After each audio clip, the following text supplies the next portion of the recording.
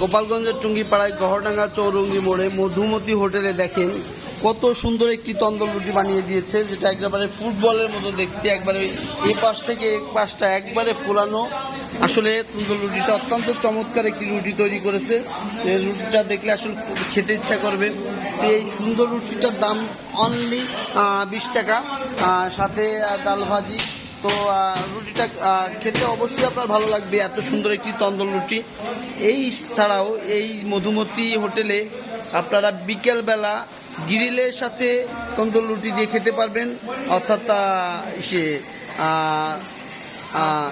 তন্দুরি কাবাব দিয়ে এই রুটি খেতে পারবেন।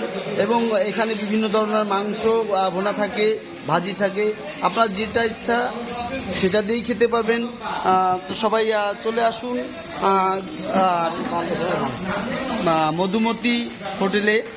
সবাই ভালো থাকবেন, সুস্থ থাকবেন, নিরাপদে থাকবেন, এই প্রত্যাশায় বিদায় নিচ্ছি। আল্লাহ হাফেজ।